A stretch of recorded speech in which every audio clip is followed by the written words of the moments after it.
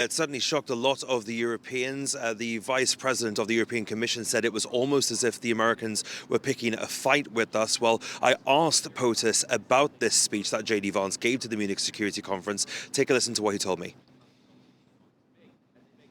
If I can just follow up on Jackie's question about Munich.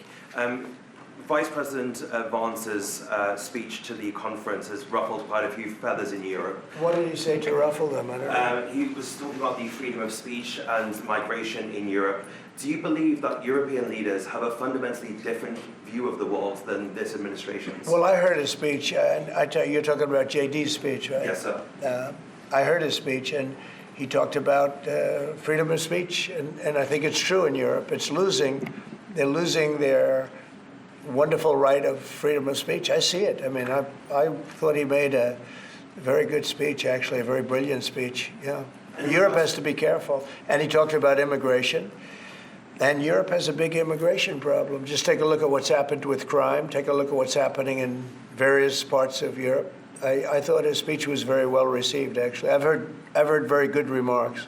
Asked POTUS there, as you heard, and he did have some choice words and backed up what J.D. Vance had effectively said at the Munich Security Conference. But of course, one theme that was really missing from that, which every leader in the room was waiting to hear on, was about Ukraine. And I believe you did hear from the president as well regarding Ukraine. If we can take a listen to that. And in regards to Ukraine as well, yesterday you mentioned that you thought Ukraine's NATO aspirations were one of the main reasons that the war broke out.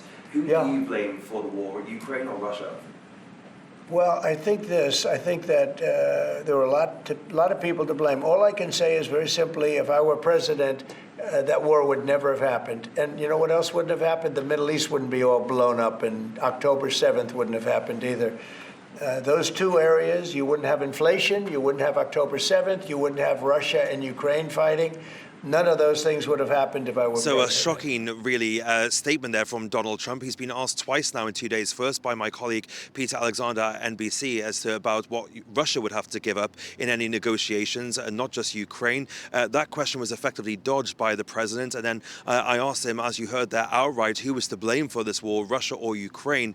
And it's fair to say that the previous administration would have laid blame for this war directly at Russia's feet. But as you heard there, a bit of an evasion of that question by the president once again. So definitely a new territory here for the Ukrainians, for Europeans, and the vagueness of some of these answers coming in the Europeans' way from both the president and the vice president is certainly troubling a lot of Europeans. Fraser Jackson, thank you so much, and keep feeding us all those sound bites from the US president in the White House. As always, a pleasure to have you here from Washington.